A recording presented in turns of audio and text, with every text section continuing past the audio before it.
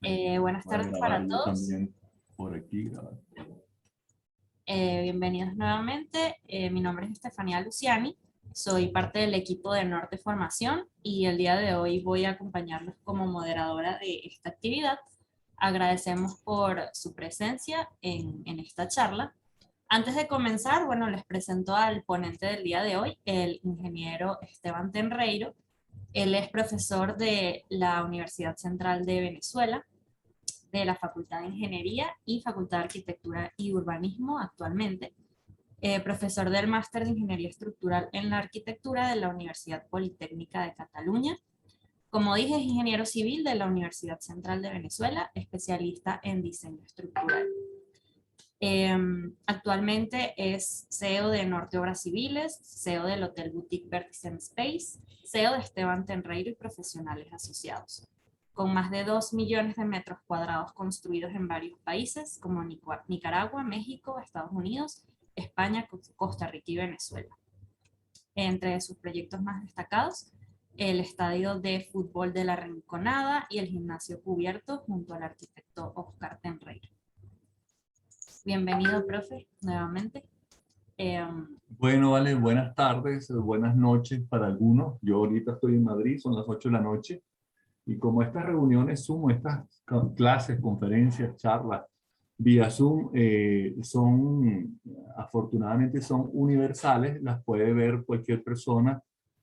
La verdad es que es muy sabroso desde cualquier parte del mundo, a veces de madrugada, a veces temprano, tarde en la noche, mediodía, lo que sea, pero bueno, aquí estamos. Les voy a compartir pantalla sobre lo que vamos a conversar hoy. ¿Okay? Hoy vamos a hablar de los 10 errores más comunes en la estimación de costos. ¿Okay? Los 10 errores más comunes en la estimación de costos. Esto que vamos a conversar hoy, por cierto, es válido para los profesionales de la ingeniería, los profesionales de arquitectura y cualquier persona que esté vinculada con construcción, cualquier persona que quiera hacer presupuestos, obras, remodelaciones, refacciones, obras nuevas, cualquier vínculo con las obras civiles va a necesitar de la estimación de costos y por supuesto la estimación de costos asociado también a todo el tema de análisis de precios, presupuestos y licitación con presupuestos de obra. Mi nombre es Esteban Tenreiro, 28 Madrid, 18 de noviembre del 2021. Ok, vamos a...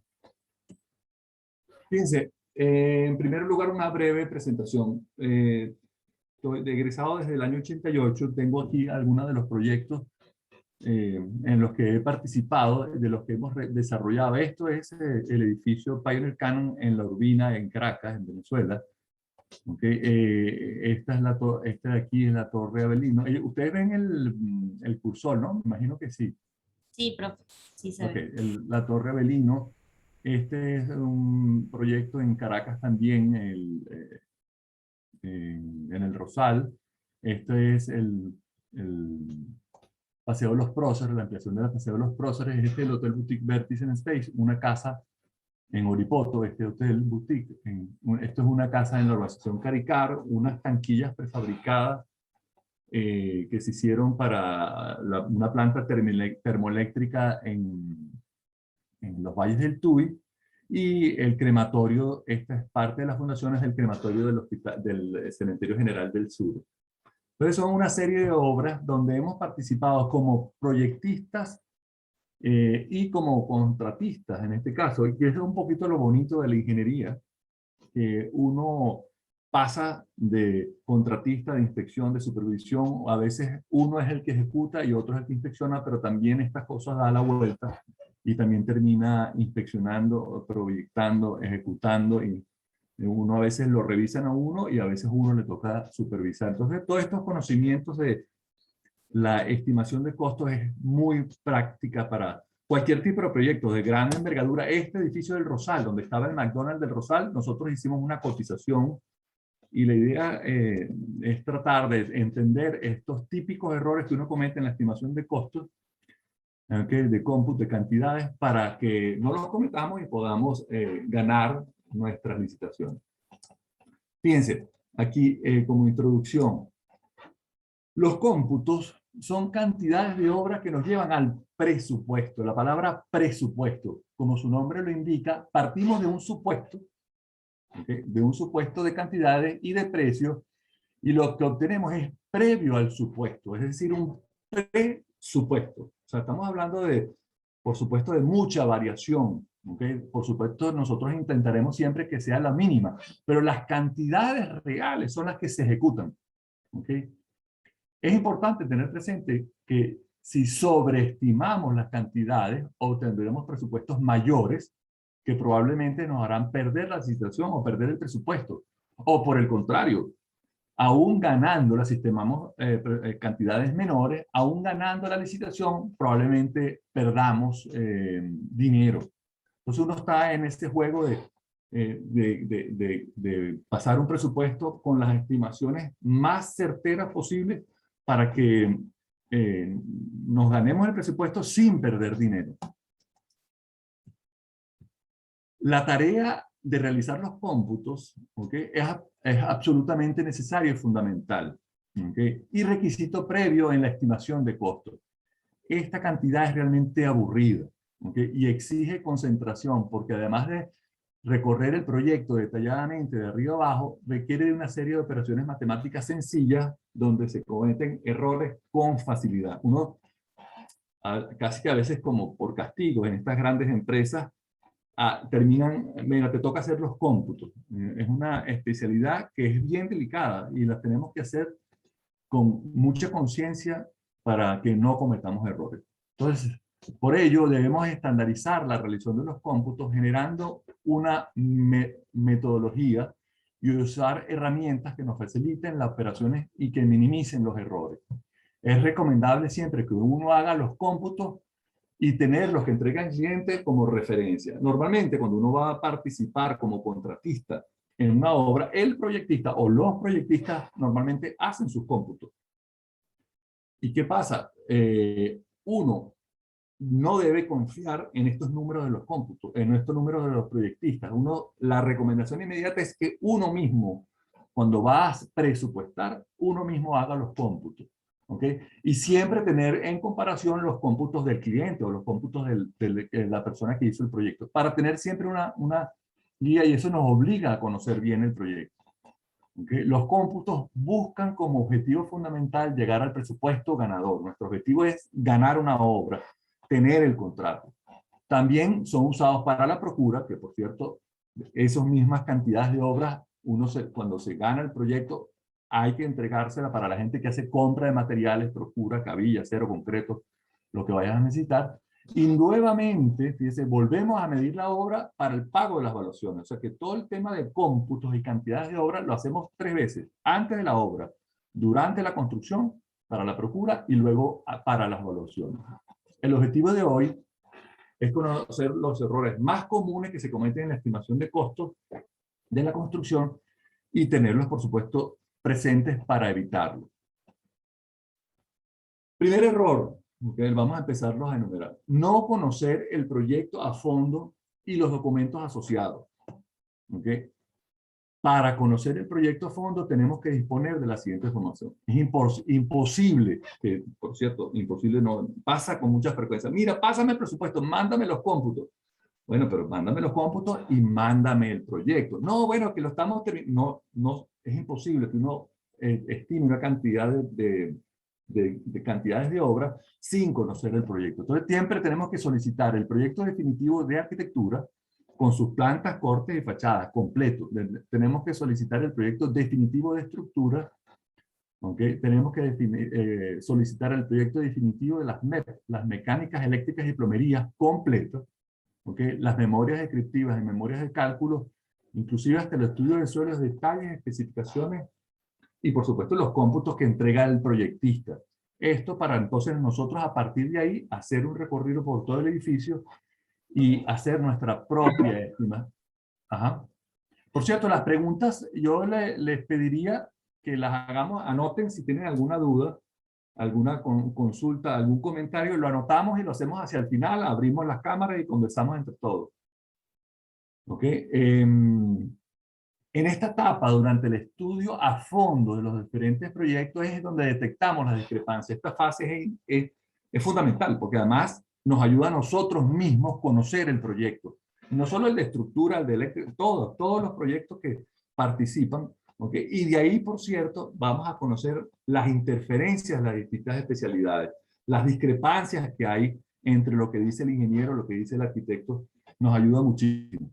Y esto, de aquí, bueno, el comentario dice aquí, es donde la metodología BIM, el famoso Building Information Modeling, que está muy en boga hoy en día, juega un papel fundamental y por supuesto facilita la comprensión del proyecto y donde el BIM Manager, la persona que gestiona el proyecto, la que coordina toda la operación, gestiona la solución de las distintas interferencias. Ahora, un comentario. Bueno, nosotros vamos a ver primero algunas imágenes. Este es el Hotel Boutique Vertice Space y este es un SketchUp, bueno, digamos, esto es del año 2012, 2011, un esquema arquitectónico del proyecto. Este es el Teatro La Campiña, que está en pleno proceso, donde estamos haciendo todo el modelado a través de Revit, de la estructura y las instalaciones. Esta es la Casa de la Moneda. Pero tenemos que tener cuidado con respecto a este tema del BIM. Nosotros, y este es el comentario, nosotros hicimos el Revit completo de un hotel en Caracas, un hotel más o menos grande, donde todas en la estructura y toda la distribución de acero de refuerzo se hizo bajo la metodología BIM. Se integró arquitectura, estructura y las eléctricas, y nosotros nos encargamos, y las eléctricas, mecánicas eléctricas y plomería, y nosotros nos encargamos de la estructura. Pero eso, por supuesto, implica un sobretrabajo, ¿no? Un trabajo adicional importantísimo para la oficina y para todo el equipo, porque estamos despiezando la estructura, estamos haciendo hasta el solape de cada elemento estructural, de cada despiece, de cada viga, de cada columna, de cada nodo. Y ahí ven en estas imágenes. Y lo digo como panacea, o sea que el BIM, ay no, yo voy a hacer el modelo BIM, pero detrás de eso hay un enorme trabajo y hay una enorme inversión de tiempo y de dinero en equipos. Hay que tener cuidado porque hemos visto, por ejemplo, en nuestro caso particular, digamos, el propietario pidió planos en 2D, los planos a tamaño plano, un plano normal en PDF y en AutoCAD. O sea que todo este esfuerzo que fue para entrenarnos como oficina para la metodología BIM, termina perdiéndose porque el propietario no usa el modelo. Y cuando de alguna manera uno se mete bajo la filosofía BIM, esta herramienta o esta filosofía de trabajo tiene que transferirse para todo el equipo. O sea, las alcaldías, no tiene sentido que yo haga el modelo BIM y la alcaldía de Baruta o la alcaldía del municipio de Libertador o de cualquier alcaldía de cualquier país, a cualquier gobernación donde voy a entregar el proyecto, me pida el plano en 2D. O sea, tendría que todas las autoridades solicitar los planos. Nosotros hemos tenido conversaciones, los planos, no, el modelo Revit, para recibirlo, el modelo Revit. Hemos conversado aquí en España con varias oficinas más o menos importantes donde todavía no están, aún nos confiesan que no están aplicando la filosofía BIM completa porque al final no se termina aprovechando. El constructor debería tener herramientas, o sea, computadoras para que el maestro, los obreros vean el proyecto en 3D. Porque si esto lo convertimos finalmente en un plano, estamos perdiendo el esfuerzo de trabajo. Entonces, la metodología, como comentario, la metodología BIM, digamos, es una herramienta importantísima. Hacia eso vamos, como desarrollo, como equipo, como metodología de trabajo, pero tenemos que empujar para que ocurra a todo nivel. Okay, como segundo punto, no conocer las unidades de medida de cada partida. Esto es una tontería, pero a veces pasa. Okay. Las unidades de medida se asocian de manera lógica a cada partida. Por ejemplo, el metro lineal se usa directamente para medir elementos tipo rodapié, machones, viguetas, elementos en forma lineal. Que yo discutía con otros amigos, con otros profesionales. La palabra metro lineal no existe. El metro es metro. O sea, no hay que agregar el lineal. Pero ¿qué pasa? Cuando uno está haciendo cómputos, uno pone L, la pequeña L al lado, porque M2 o M3 son unidades totalmente distintas. Y para que no haya confusión, hemos optado o hemos, digamos, sentido la necesidad de agregarle la L para que uno entienda claramente de qué M, de qué unidad de medida estoy hablando. Entonces, el metro lineal es para medir elementos tipo rodapié lineales. El metro cuadrado se usa, por supuesto, para medir tipos de pisos, paredes, techos, metros cuadrados de pintura. El metro cúbico se usa para medir movimientos de tierra, volúmenes de concreto, volúmenes de arena. El kilogramo se usa para medir pesos de acero de refuerzo y perfiles laminados o estructurales, elementos estructurales.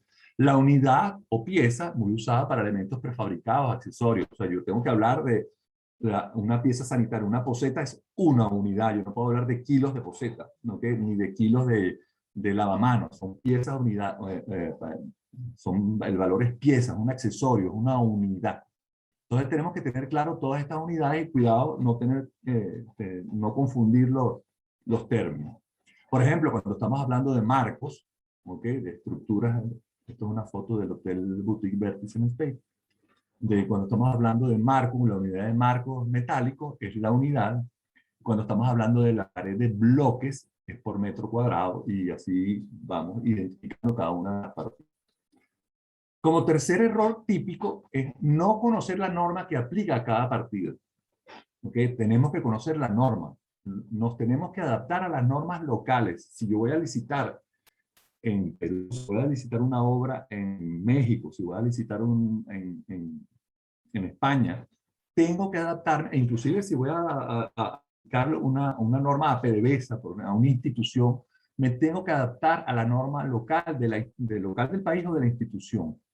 En caso de dudas, cada partida debe aclararse antes de presentar el presupuesto final y acordar previamente un ajuste en las unidades de medición. Por supuesto, cada institución debe tener su propia codificación y sus propias normas y entonces no las deben suministrar a la hora de medir. Si yo aplico las normas de Venezuela para aplicar un proyecto, por ejemplo, en España o en Nicaragua, probablemente encuentre discrepancias, ¿no? Entonces tenemos que adaptarnos a las normas de cada país. Las normas de medición varían según el organismo. Puede ser una institución pública, la Cámara de Construcción o el Colegio de Ingenieros o Arquitectos local, o inclusive una institución privada, como les decía. Puede ser que el Colegio de Ingenieros tenga una manera de generar los cómputos por las unidades, pero quizás PDVSA tiene otra manera. Entonces tenemos que adaptarnos a cada institución. En el caso de la norma venezolana, para el sector, está este código, aunque se llama el sector de la construcción, mediciones y codificaciones para partidas, para estudios, proyectos y construcción, parte 2. O en la Cámara Nacional de Construcciones tenemos también estas normativas. Insisto, cuando vayamos a aplicar, a licitar obras en otros países, adáptense a esa especialidad o a esa alcaldía o a esa institución. Otro típico error es no medir con precisión. ¿Okay? Debemos ser precisos en las mediciones y lograr un alto grado de exactitud. No solo en las mediciones del proyecto, sino también en las mediciones cuando estamos haciendo la obra. Las aproximaciones o redondeos en partidas costosas nos llevarán directo a grandes errores del presupuesto. Cuidado cuando yo empiezo a redondear, ¿okay? 327, no, 330. Cuidado con esos números, porque si la partida es costosa, los errores que podemos cometer son importantes. Debemos tener especial cuidado con partidas principales de alto costo y sobre todo las partidas que dominan el presupuesto. Eso lo vamos a conversar un poquito más adelante, pero normalmente hay una serie de partidas en todos los presupuestos que dominan el costo final. Entonces, nosotros tenemos que concentrarnos en esas partidas para estudiarlas muy bien y tener seguridad total, no solo de las cantidades de obras, sino del precio que vamos a poner y cómo se hace la partida, qué herramientas voy a usar, qué cantidades de obra necesito para ejecutar esa partida, para no cometer errores. Porque si un pequeño error del 5% lo multiplico por un número, por un costo importante, el error se magnifica. Les tenía un ejemplo. Lo tengo aquí. Si quieren, agarren su celular y multipliquen un numerito, una multiplicación muy sencilla. Yo lo hice esta mañana. Por ejemplo, 3,26, si uno toma 3,26, ¿okay? Uno mide 3,26, es lo que mide un cuarto para medir un piso. En vez de medir 3,30, no aproximo a 3,30, sino es 3,26, bueno, vamos a aproximarlo a 3,30 por 8,94, y 8,94, lo voy a redondear a 9, son 6 centímetros. ¿Ok? 3,26 por 8,94 da 29,14, si lo hacen la multiplicación. Y 3,30 aproximando, y solo 4 centímetros, por 8,94, que también son solo 6 centímetros, da 9, 8,94 lo aproximo a 9, 3,30 por 9 da 29,70. Entre 29,14 y 29,70 la diferencia es del 1,88%. ¿Okay? Es importante, es casi 0,56 metros cuadrados como unidad, porque es la unidad que estamos usando. Si eso lo multiplico por, no sé, por $18,000 el metro cuadrado de la partida, si es una partida lujosa, cuidado con que estamos cometiendo un error importante y nos puede hacer perder dinero. Ahí, por ejemplo, vemos las medidas para los marcos en el caso del ambulatorio de las minas. O por ejemplo, esta es una casa, la que les presentaba al principio, una casa en Caracas, en una organización que se llama Caricar, cerca de Oripoto, cerca de los Guayabitos, por ahí atrás, donde están todas las... Eso fue proyecto y construcción. Ok, otro típico error de las oficinas es dos personas computando en la misma partida. Uno que hace para hacer el trabajo más suave en la oficina, bueno, mira, hagan ustedes dos los cómputos. ¿Y qué hace el equipo? Bueno, tú dame 7, yo te lo voy dictando y tú lo multiplicas. 7 por 5 y tú 7 por 5 y en grupo hacen los cómputos. Mal recomendación. No les recomiendo que lo trabajen así. Lo ideal es que hagan lo que hacíamos cuando estudiábamos nuestras carreras, que todo el mundo hace su examen y lo que sí uno puede hacer, que hasta digamos, haciendo un poquito reconociendo un poquito de compañerismo, tratar de ver al compañero y cuánto le dio a él. Si en el examen uno estaba sudando, recuerdo clarito, haciendo el examen, y a uno le daba 3,25 y uno volteaba, y el muchacho al lado, su compañera, tenía 3,25 y ya uno seguía con calma para adelante. No puede ser que yo me haya equivocado y ella se haya equivocado con el mismo número y los dos nos dé los mismos resultados. Entonces, la recomendación, cuando hay dos personas, para que no sea aburrida la tarea, haciendo cómputos, ¿okay?, o cantidades de obras, es que hagan la misma partida independientemente y vayan revisando las cantidades simultáneamente. ¿Okay? Si vamos a pedir apoyo para agilizar el trabajo, no es bueno que trabajen dos personas sobre el mismo partido. Eso que les estaba comentando. Se ha comprobado que cuando una persona dicta y otra copia, se cometen más errores. Y además no los controlamos, porque uno no sabe si uno multiplicando con la calculadora o con el celular, lo que vaya a utilizar, la otra persona se equivoca usando los números, o inclusive uno dicta el número 723 y puso 773.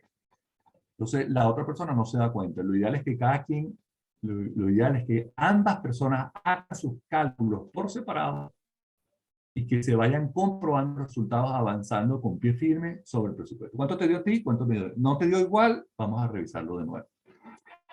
Otro típico error, el sexto, enumerándolo, no ser explícito con las unidades y cantidades en la hoja de medición. Cuando vamos a medir cantidades, hay que ser muy claro en la hoja de medición. Inclusive hay unas espectaculares hojas de medición que yo he recibido cuando me han pasado evaluaciones, que hay como gráficos y colores. ¿Okay? Eso va a depender mucho de la persona que haga los cómputos, el computista o que el que mida las cantidades de obra. Acuérdense que también las cantidades de obra son antes, durante y después. O sea, antes, y les repito, para hacer el presupuesto y ganarse la obra. Durante, para comprar material, y después para pasar las evaluaciones. Entonces, siempre que estemos haciendo cómputos, la hoja de medición, uno tiene que tener una constancia de qué es lo que está multiplicando, porque para uno organizar y poder que alguien pueda auditarle a uno las cantidades de obras, que alguien le pueda revisar externamente.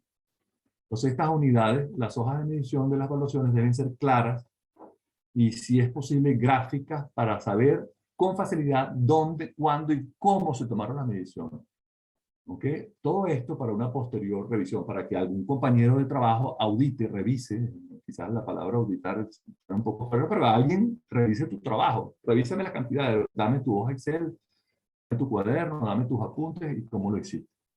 Es importante que en cada hoja de medición se incluya el plano de referencia, donde estoy midiendo, la ubicación del elemento, los ejes, ¿ok? El nombre del computista, el inspector o el supervisor, el número de página y una buena y completa hoja de medición evita la vuelta al campo y la repetición del proceso. La hoja de medición, la ideal es que la tengamos clara en lo que les decía, que sea hasta gráfica, uno pueda entender con unas rayitas, unos colores, qué sector estoy computando y qué estoy indicando. La otra típica, bueno, eso ya es no ser ordenado durante las mediciones de campo. ¿Okay? De campo o las mediciones del proyecto. Cuando vamos a hacer un proyecto, ¿okay? Dependiendo de la envergadura, bueno, si es uno solo que está trabajando o si somos muchos, mayor razón, casi que hay que hacer un plan de vuelo, un plan de trabajo, una organización. ¿Cómo vamos a medir este proyecto? ¿Cómo vamos a revisar este proyecto, las cantidades? Tenemos los cómputos iniciales del proyectista y nosotros vamos a hacer nuestros cómputos y además típico, por cierto, estos trabajos normalmente en una licitación uno termina trabajando los fines de semana y el apuro, la presión, porque la licitación es pronto y uno empieza por hacer sus propios cómputos. Entonces, lo ideal es dialogar con el equipo, conversar, negociar, llegar a una conclusión y organizar el procedimiento. Nosotros vamos a ir del piso 7, bueno, del último piso, vamos a suponer que 7, sala de máquina, piso sala de máquina, de arriba a abajo y de izquierda a derecha. Yo voy a computar las vigas, tú vas a computar las columnas, tú vas a computar las losas, tú vas a computar los nervios. O sea, repartirnos el trabajo, inclusive en grupos, y hacer una metodología de recorrido del edificio. ¿Ok? Porque si yo no empiezo, no, la piso 1, piso 2, pero a piso 3, vamos a ver aquella columna, al final queda un verdadero desastre en todo el proceso de cómputo del proyecto. Se recomienda entonces seguir una secuencia y un orden, prepararse a hacer una programación previa de metodología y registro de las mediciones con el equipo. ¿Ok? Saber con antelación las unidades que corresponden con cada partida. Eso que les decir. No, tú es que es que yo lo medí por metro cuadrado, yo pensé que, o por unidad, o por cantidad. No, cuidado, yo no medí cerámica por cerámica, eso era por metro cuadrado. Entonces ya hicimos una cantidad de cómputos que tenemos que repetir.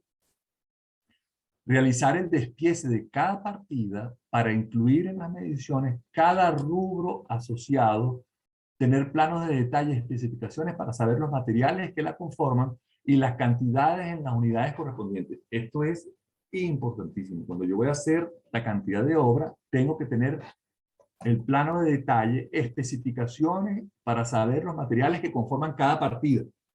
No es lo mismo pintura de techo, de un techo a 2 metros de altura, que pintura de un techo a 6 metros de altura. Cuando voy en cantidades por metro cuadrado quizás es lo mismo, pero a la hora de presupuestar, probablemente la mano de pintura y la brocha es la misma, pero resulta ser que el andamio, cuidado, eso también en la estimación de costos, es importantísimo. Yo voy a requerir doble, triples, no sé cuántos andamios para ejecutar esa partida, y quizás en otra partida no requiero de andamio. Cuidado. ¿Ok? 8. No usar programas que faciliten y agilicen. ¿Ok? La verdad es que lo ideal es casi que tener, no grandes programas, pero cómputos de referencia muy, digamos, unas tablitas Excel que me permitan chequear rápidamente, pero que ver gráficamente, insisto, para que alguien pueda auditar mi trabajo.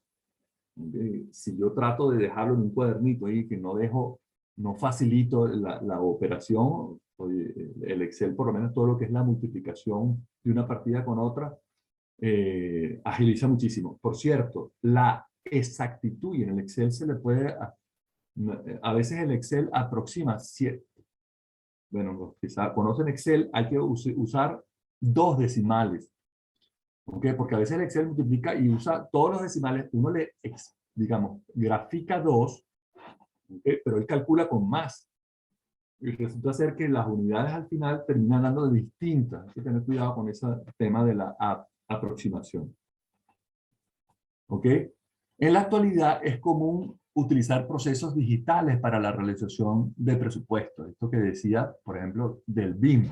El BIM es no solo que ejecuta, o sea, hacemos el proyecto en 3D, sino que yo casi que tocando en una partida, puedo perfectamente mover en la pared, por el caso del Revit, del BIM, yo muevo la pared, ¿okay? O abro una ventana en la pared y automáticamente si abro una ventana, esa pared disminuye en cantidad y eso aparece directamente en los cómputos.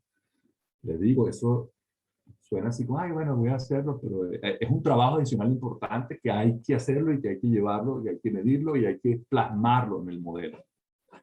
La herramienta más común es el Excel, que permite usar un gran número de fórmulas y macros, lo que llaman macros, no marcos, macros de multiplicación, para obtener rápido las volumetrías. Por cierto, un comentario, a nosotros nos pasó anécdota. En el Colegio de San Agustín, que por ahí hay una foto, el arquitecto, mi amigo, ¿okay? Hizo los cómputos con el SketchUp. No, que de la cerámica, cantidades de cerámica que se iba a colocar, no solo en baños, sino en algunas paredes. Y él dio los números, nos dio unos cómputos de cerámica, porque el Excel, usando esta herramienta, el SketchUp me da superficie. Y resulta ser que no se da cuenta que la superficie del SketchUp medía la pared por delante y por detrás. ¿Ok? Cuando hizo ese error se llevó hasta la procura y cuando llegó el camión de cerámica fue que nos dimos cuenta que se había comprado el doble en cantidad de cerámica. Bueno, estratégicamente en arquitectura usamos más cerámicas en todo el edificio se colocó más cerámica, no se perdió afortunadamente, pero es un error, hay que tener cuidado y eso también es importante, números gordos, nosotros tenemos que no lo dice aquí, bueno, lo vamos a ver más adelante también, lo vamos a comentar, pero tenemos que tener idea cuánto nos va a dar la cantidad, lo que llamamos con frecuencia los números gordos. Saber hacia dónde va a dar el número, cuánto más o menos, o sea, un baño de 3x3 en planta no puede tener 1800 metros cuadrados de cerámica, por poner un ejemplo. Entonces yo sé que un baño de 3x3 y 2 metros de altura, bueno, es 3 más 3 más 3 más 3 en las paredes. 3 más 3 más 3 más 3, 12. Por 2 son 24 metros de cerámica en pared y 3 por 3 y 9 metros de cerámica en piso. Y a eso habría que quitarle las ventanas y las puertas. Pero ya tenemos un número gordo de cuánto va a dar. Siempre esa referencia de los números gordos la tenemos que tener para todo lo que hagamos en cantidades de obras. Porque sin querer podemos emitir un resultado o dar una respuesta equivocada de cantidades de obra. Emitimos, ¿cómo nos dimos cuenta? Simplemente cuando mandamos al contratista a licitar el proyecto estructural, él hizo sus cómputos y me dijo, mira, no puede ser. Y yo digo, ¿cómo no puede ser? El proyecto no es de 100 toneladas, de 100.000 kilos, es de 300.000 kilos. Un error gravísimo por confiarnos en unos resultados del programa. Si nos vamos a confiar del resultado del programa, tenemos que tener referencias. Y esas referencias es importante sacarlas constantemente. Es como ir chequeando hacia dónde vamos en las cantidades de obra. Se disminuye mucho el trabajo si solamente se obtienen los datos de largo, ancho y alto. Eso es ideal para las hojas de Excel. Solo alto, ancho y largo, ¿ok? De cada partida y se puede ahorrar mucho tiempo y además la puedo auditar de manera fácil. Sin embargo, existen otros programas que facilitan el proceso. Yo, como les decía, el mismo Revit, si tengo el modelo BIM, tengo que tener esos cómputos casi que directamente del programa. La ventaja de usar aplicaciones y herramientas integradas es que con cada modificación se actualizan todos los datos automáticamente sin volver a medir. Eso es lo que les decía del Revit. Cuando yo mido una pared, cambio la altura, mido una columna, cambio la sección de una viga, automáticamente en el Revit los cómputos se modifican. ¿Okay? Se recomienda siempre comparar los resultados de cada partida con datos generales de referencia para saber cuán cerca estamos del resultado perfecto, los números gordos. Yo sé que en un edificio, no sé, en una casa, el metro cuadrado de kilos de estructura normalmente nos da entre 40 y 50 kilos. Si la casa tiene 1000 metros, entonces aquí 1000 metros por 50, esos son 50.000 kilos que debería pesar ese proyecto si es un proyecto clásico. ¿Okay? No, si obtenemos como resultado 180.000 kilos, si sabíamos que el resultado original, la estimación era 50.000, nos está dando un número loco, cuidado. Les digo porque en este caso que les comentaba de la casa del proyecto que mandamos a licitar, estábamos haciendo en paralelo otra casa. Y la estructura de una casa, yo lo tenía como referencia, habíamos comentado en la oficina, esa casa pesa 50.000 kilos. Y este edificio pesa 150.000 kilos, o 100.000 kilos era. Esta casa pesa 50 y este edificio 100.000 kilos, 100 toneladas. Yo inmediatamente, aunque debimos haberlo advertido, oye, esta casa es de 500 metros cuadrados y este edificio es de 3.000. No había manera, comparando la casa con el edificio, de que pesara simplemente el doble. Había evidentemente un error. Esas cosas, es bueno tener esos números gordos cuando estamos trabajando. Este es, por cierto, el Colegio de San Agustín que les decía, donde compramos una cantidad de cerámica. Eso fue ya en el 2005, por ahí. ¿Ok? Fíjense que se colocó cerámica en paredes, colocamos más cerámica de la que se esperaba. Esto es unas gradas para el Colegio de San Agustín del Paraíso en Caracas, hechas en abanico. ¿Ok? El otro error es no concentrarse en lo importante. Eso también bueno, importante que lo tengan presente. Tenemos que concentrarnos en lo importante. Y para eso debemos concentrarnos en las partidas más importantes, en las partidas que dominan el presupuesto. Es eso que decía al principio. Si yo tengo una partida de que estoy colocando 180 metros cúbicos y en esa misma partida hay colocación de un grifo, olvídense del grifo. O sea, si uno comete un error en el precio del grifo o en la instalación del grifo, no va a afectar el presupuesto. Pero en cambio, si afectamos los metros cúbicos de concreto o el precio de los metros cúbicos, vamos a obtener una variación de presupuesto importantísima. ¿Ok? Esto se basa en el principio de Pareto, ¿ok? Lo que se conoce como el principio 80-20. Es decir, que el 20% de las partidas generan el 80% del presupuesto. El principio de Pareto, ¿ok? Ay, ¿qué pasó aquí? Perdón. Esto se me fue el final. Perdón.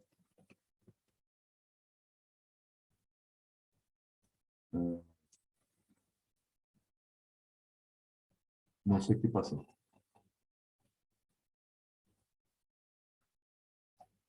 Ajá, el principio de Pareto, que estaba aquí, entonces le di a fin aquí, perdón, le di un botón aquí.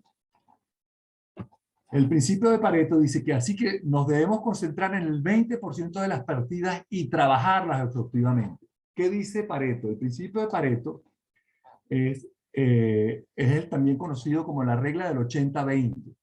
Describe el fenómeno estadístico por el que cualquier población, fíjate lo que hizo, ¿cómo se llama? Wilfredo Pareto, 1896. Estamos hablando de números estadísticos muy viejos. El principio, el fenómeno estadístico por el cual cualquier población que contribuye a un efecto común es una proporción pequeña, describe el fenómeno estadístico por el que en cualquier población que contribuye a un efecto común en una proporción pequeña, la que contribuye a la mayor parte del efecto. Pareto lo enunció en principio basándose en lo denominado conocimiento empírico. Él comprobó que la población se reparte en dos grandes grupos y estableció arbitrariamente la proporción 80-20, de modo tal que el grupo minoritario, formado por el 20% de la población, el 20% de la población, se reparte el 80% de algo. Y el grupo mayoritario, el 80% de ese grupo, tiene el 20% de la riqueza o bien. Fíjense, en concreto, él hizo este estudio. Pareto estudió que en la propiedad de la tierra en Italia, y descubrió que el 20% de los propietarios poseían el 80% de las tierras, ¿ok? Mientras que el restante 20% de los terrenos estaba en el 80% de la población. Este efecto, este principio de Pareto es muy utilizable, o sea que uno puede aplicarlo a todo. El 80% del trabajo de la oficina, el 20% del esfuerzo produce el 80% del resultado. ¿Ok? Entonces, ¿cuál es la recomendación? No, préstale, cuando vayamos a estudiar un presupuesto y queramos ganarnos, concentrémonos en el 20% de las partidas. O sea, estoy seguro no, según este principio, el 20% de las partidas generan el 80% del precio, del precio total de la obra. El 20% de las partidas generan el 80% del presupuesto.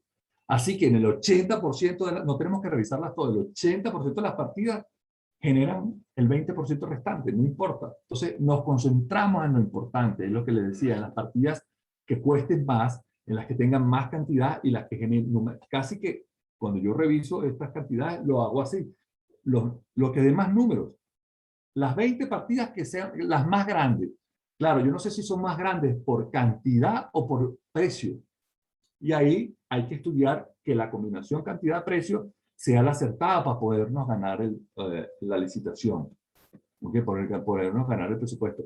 Que por cierto, comentario también adicional. No sé cómo estoy. Bueno, todavía estoy bien. Un ratico más. Es importante, yo tengo también el criterio para efectos de presupuesto que yo prefiero, soy de la teoría de que es mejor que el presupuesto vaya un poquito por encima en cantidades y precios y que al final el propietario quede satisfecho porque la obra salió más económica.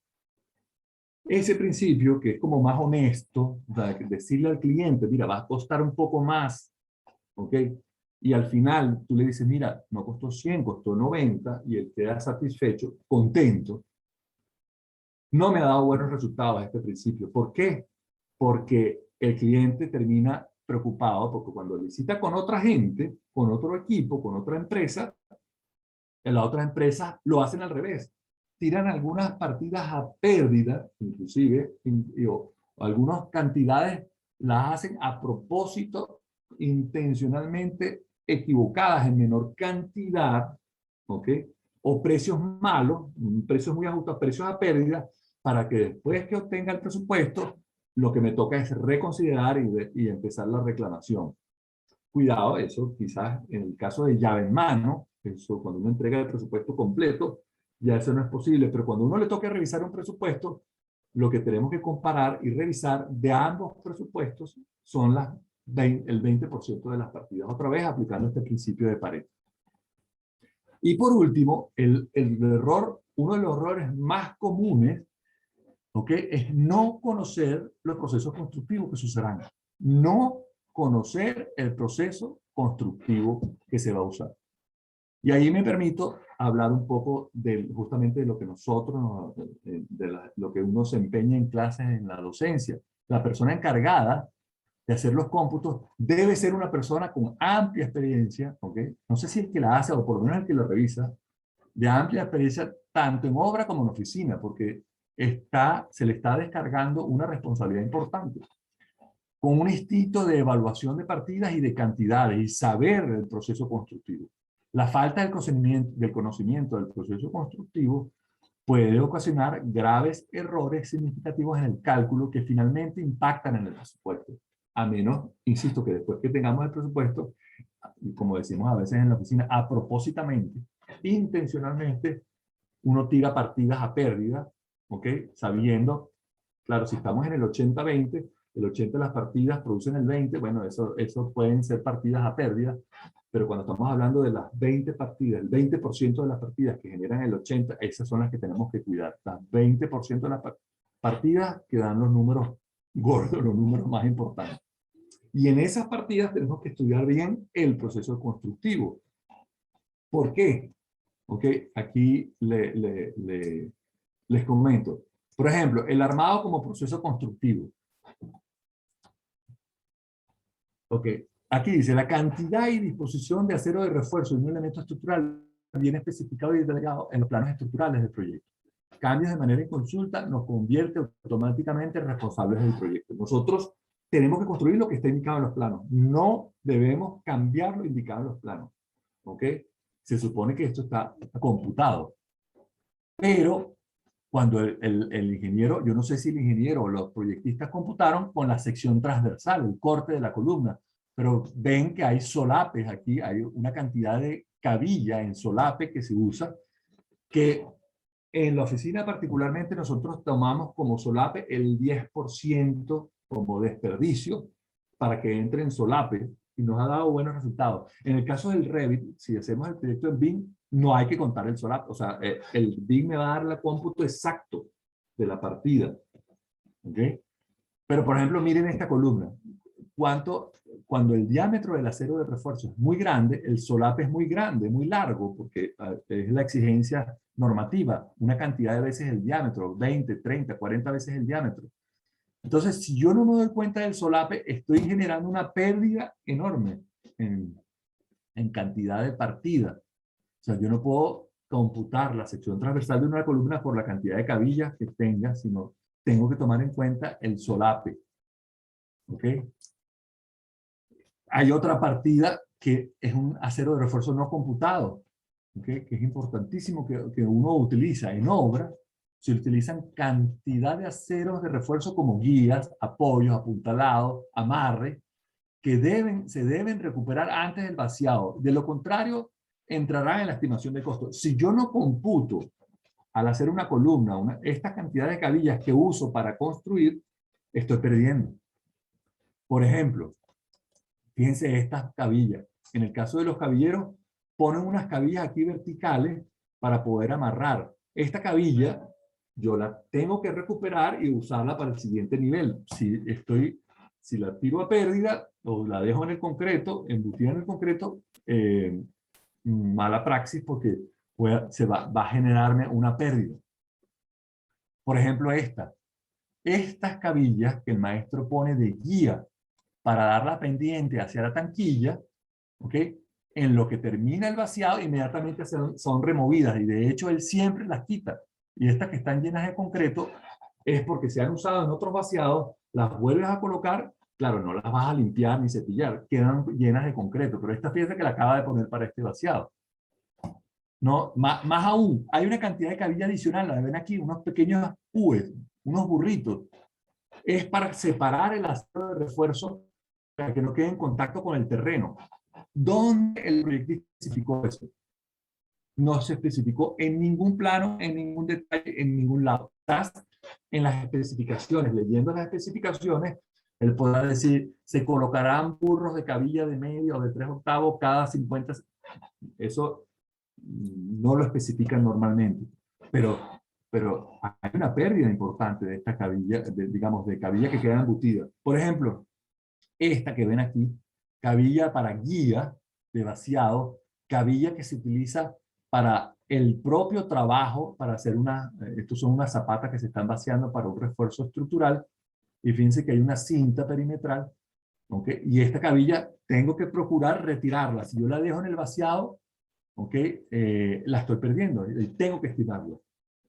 Fíjense aquí lo de los burros que decía, en el caso de cuando tengo doble capa, no para separarla de la tierra, sino tengo una placa de una losa maciza, estos burritos tengo que estimarlos porque no están en mi estimación de cómputo y quizás el 10% que se utiliza como de desperdicio no es suficiente. O imagínense esta si es un cabezal de este tamaño. Miren cuánta cabilla hay que colocar para colocar el acero superior. Para colocar esta capa allá arriba, miren cuánto acero vertical requiere. ¿Ok? Son esos mismos burros, pero a gran escala. Miren, aquí sale la patica, levanta y da la vuelta.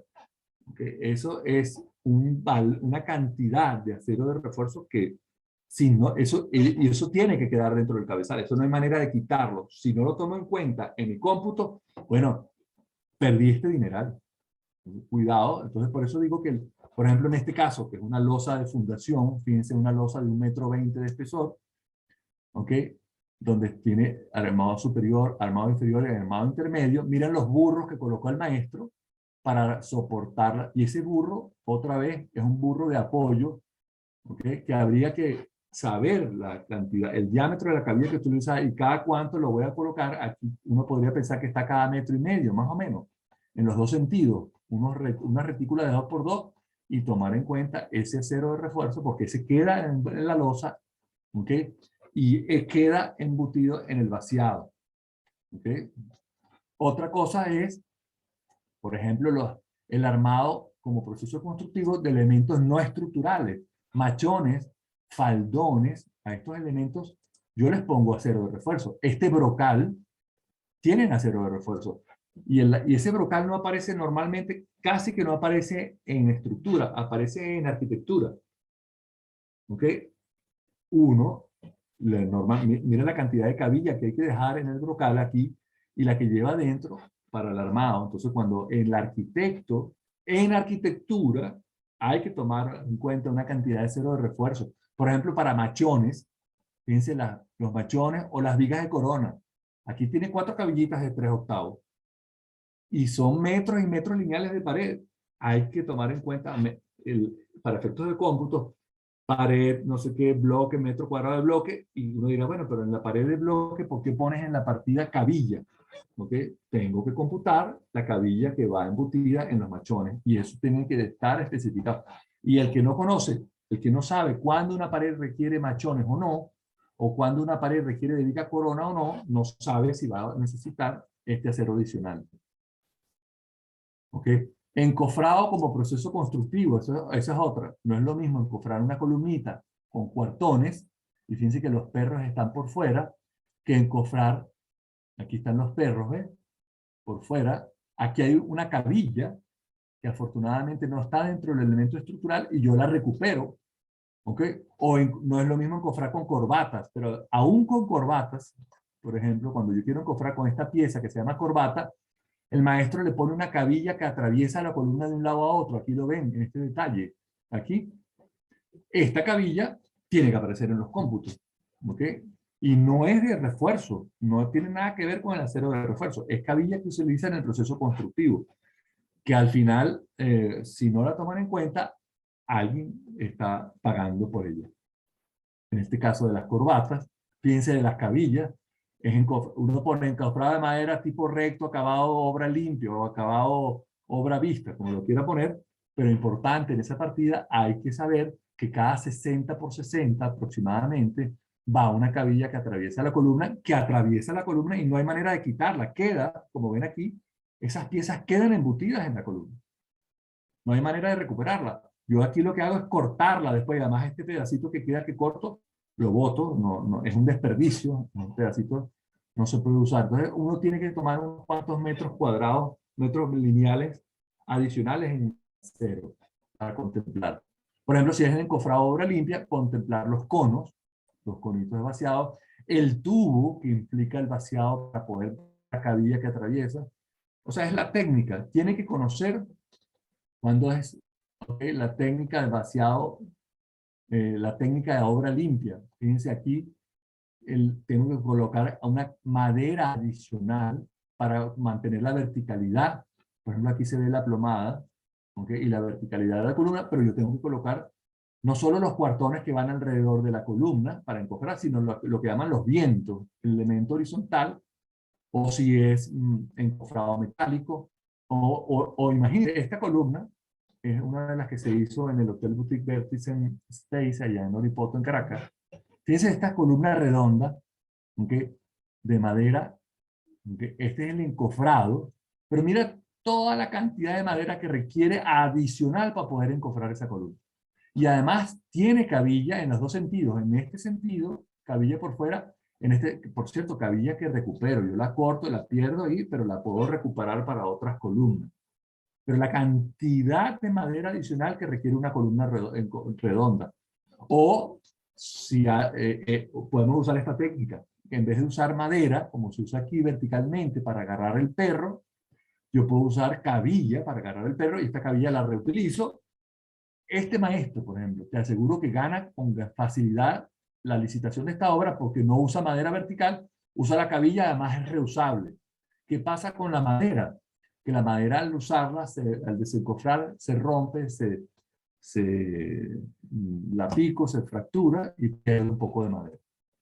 Cuando estamos hablando de una columna lateral, una columna de lindero, fíjense la cantidad de puntales que tengo que colocar, ¿ok? Y vuelvo a lo mismo, hay una cabilla adicional para aguantar estos puntales que tengo que tomar en cuenta a la hora de computar. O esta, por ejemplo, imagínense esta columna.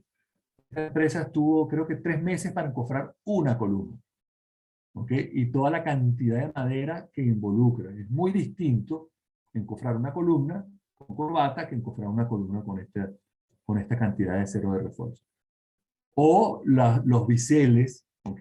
Los acabados, la cantidad de madera que hay que colocar, por ejemplo, el entarimado para poder los obreros se coloquen encima para poder vaciar una columna. Cada columna requiere de un entarimado adicional. Todas las columnas lo tienen. ¿Para qué? Para que el obrero se pueda subir y la torregrúa llegue, alcance el concreto y pueda colocar el concreto y pueda acceder al vibrador. Hay una cantidad de madera adicional en los vientos. ¿Okay? Los biseles, los famosos esquineros, las tablitas, los goteros, hay una cantidad de cosas adicionales en la técnica constructiva. Estos goteritos, este es un triangulito de madera que hay que dejar a lo largo del vaciado para generar el gotero.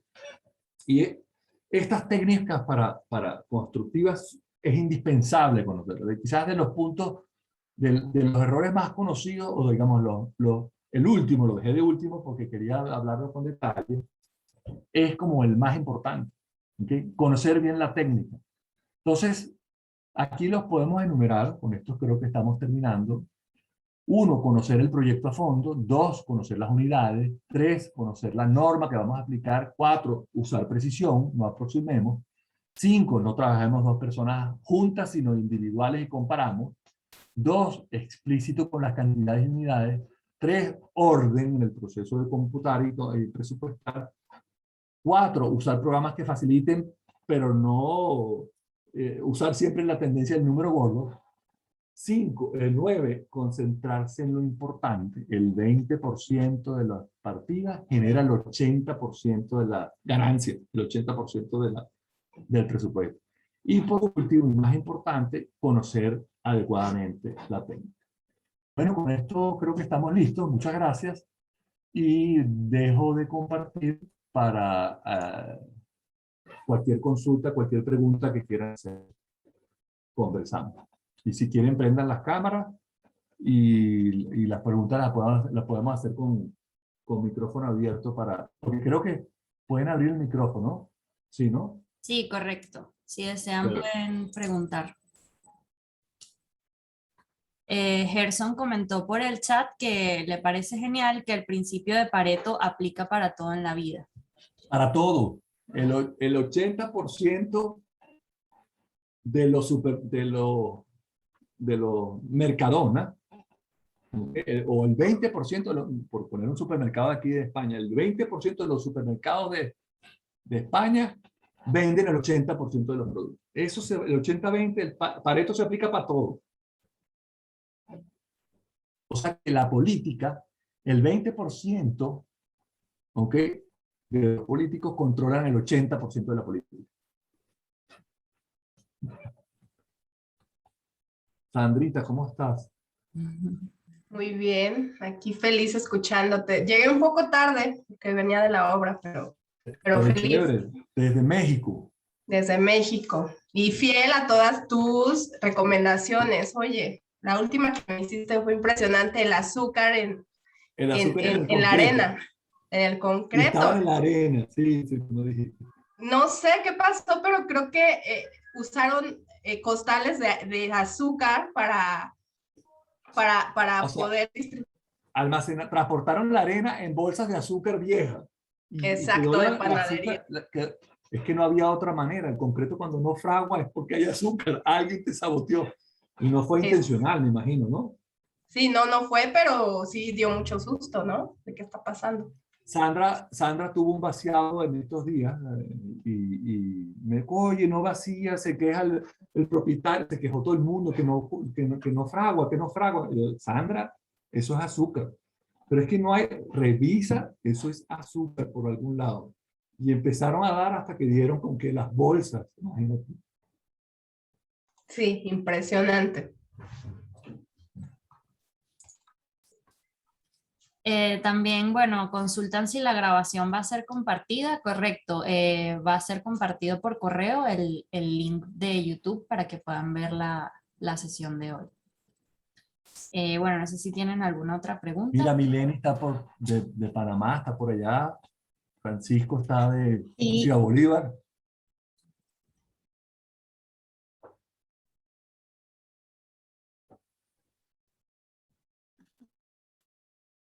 Yo aprovecho un poquito de publicidad, ¿ok?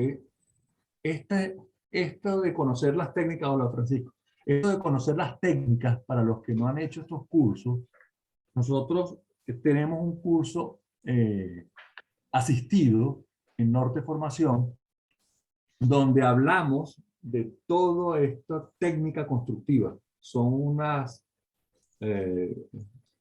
4 semanas el asistido, es un poco intensivo, ¿ok? Pero nos vamos a conectar, vamos a ver bien gráfico, bien explícito el tema del proceso constructivo para que no cometamos estos errores a la hora de estimar costos. Lo que nosotros queremos es ganarnos obras, ¿ok? Y no que nuestra competencia nos las quite, ¿ok? Y yo creo que eso... Entonces, nada, les recomiendo en Norte Formación, en nuestras redes sociales, pueden, o en nuestra página web, formación.norte, ¿okay? Pueden ver todo lo que es el tema de este curso, que es un curso, insisto, que hay una cantidad de videos explicativos, aunque explícitos de cada una de nuestras experiencias profesionales para que detallar y que aprendan de cada una de las técnicas constructivas, desde todo el proceso constructivo, casi que desde el replanteo y la talanquera hasta los acabados, plafones, drywall y pintura. Sí, complementando un poco lo que dice el profe Esteban, aquí pueden ver algunas especificaciones sobre el curso en modalidades asistido y offline. La diferencia es que el asistido tiene sesiones en vivo con el instructor y el offline son simplemente ver las grabaciones. Bueno, profe, aquí hay otras preguntas por el chat. Francisco Canónico dice, excelente como siempre, Esteban, muchísimas gracias. Una pregunta, cuando hablas de 50 kilogramos por metros cuadrados estimado de peso en una casa, ¿es para estructuras metálicas? Sí. Bueno, depende, o sea, el otro día, nosotros hicimos una entrega de una casa en La Lagunita, muy grande, muy grande. Yo no había hecho una casa tan grande. Y nos dio esa casa, creo que eran 120 kilos por metro cuadrado. ¿Ok? Claro, eran unas enormes luces con unas enormes cerchas, ni siquiera cerchas, unas vigas, porque el arquitecto quería que el entrepiso fuese muy delgadito, entonces eran unas vigas tipo cajón, resultó un kilo, una estructura muy pesada porque se le esforzó mucho. ¿Ok? Pero esa recomendación de 40, 60 kilos, desde 50, depende de digamos, de la arquitectura, por supuesto, de cuán sencillo sea la arquitectura o cuán compleja. Pero es una referencia. Ok. Gracias, Esteban. Nada, Francisco. Betsaida Ceballos, una pregunta. En sus cálculos de presupuesto, ¿cómo computa los materiales consumibles que se requieren en una actividad de construcción? Ya ese es el análisis de precio. La partida, no sé, vaciado de concreto, ¿okay? Hay una cantidad de partidas adicionales. La utilización del vibrador y la utilización del carretón, la utilización de la pala, eso ya en el análisis de presupuesto, no tanto en la cantidad, sino en las herramientas, en la sección de herramientas, uno tiene el precio de la herramienta, del esmeril o de la pala o del carretón, y normalmente ya el análisis de precio, ¿okay? Incluye ¿cómo se llama esto? Un desperdicio, no, ¿un qué? Un desgaste, no recuerdo el nombre, creo que es desgaste. no es la palabra desgaste, depreciación, ¿ok?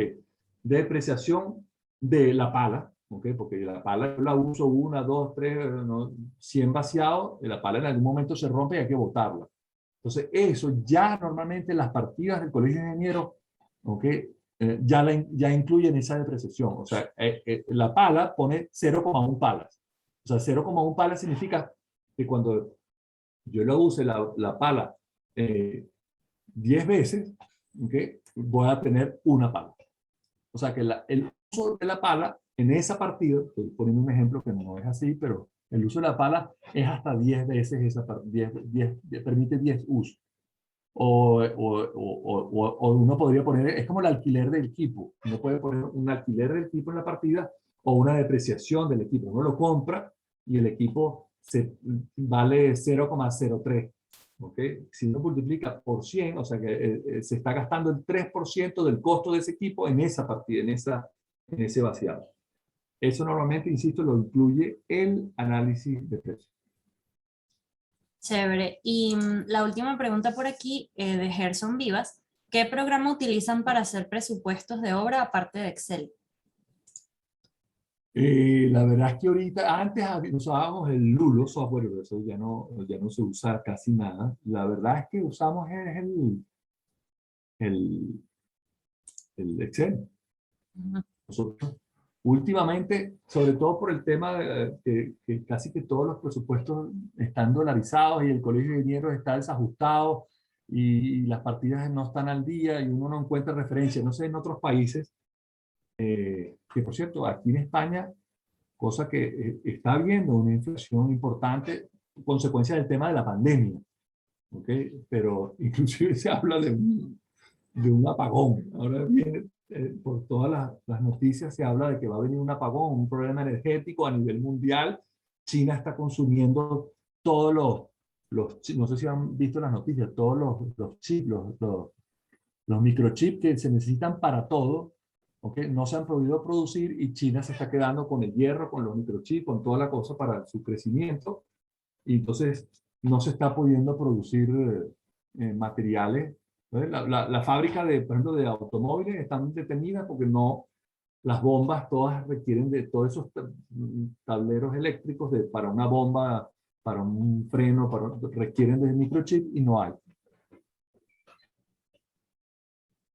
Chévere.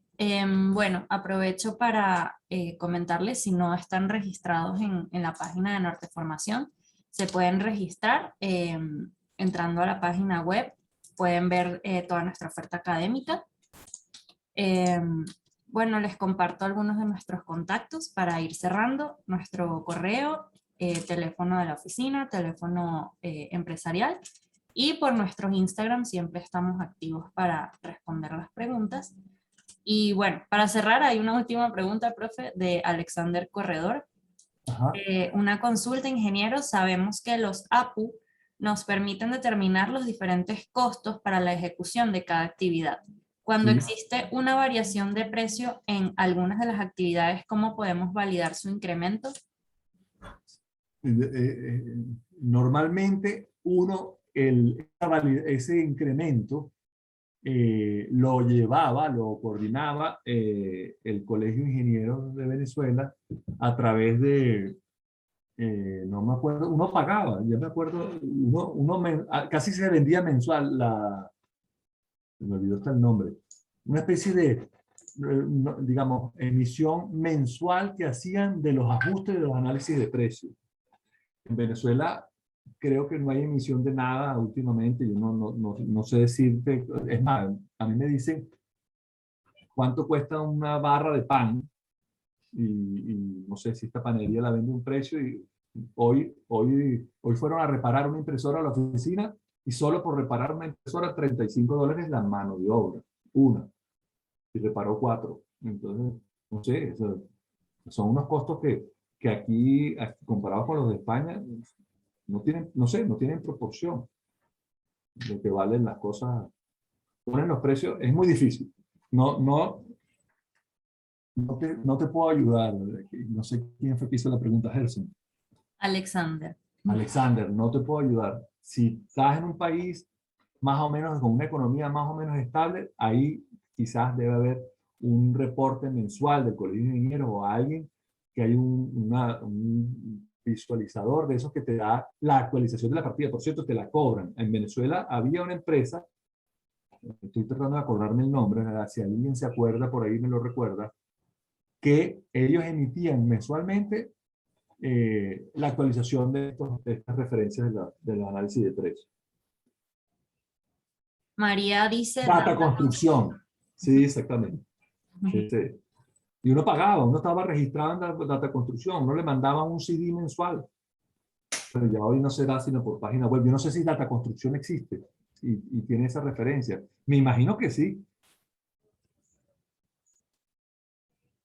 Bueno, creo que estamos listos. Si no hay más preguntas. Sí. Bueno, muchas gracias por participar. Pronto les estará llegando entonces el enlace del video. Y bueno, nos estaremos viendo en los próximos webinars. En las próximas... Dice que sí existe. Dice que se obtenían referencias del BCB, pero actualmente no hay referencias en los índices de inflación. El data construcción se alimentaba de los índices de inflación del BCB. El BCB no publica índices de inflación, eso lo evitó Chávez desde el 2003. No querían publicar cuánto era la inflación, por esconderlo. De nada, gracias a ti, Alexander. Perdón que te interrumpí, ahora sí, puedes cerrar. No hay problema. Bueno, quedamos pendientes para las próximas sesiones. Sigan atentos a nuestras redes. Gracias, ingeniero. Bueno, saludos. Feliz tarde para todos. Gracias, Estefanía. Chao. Besos.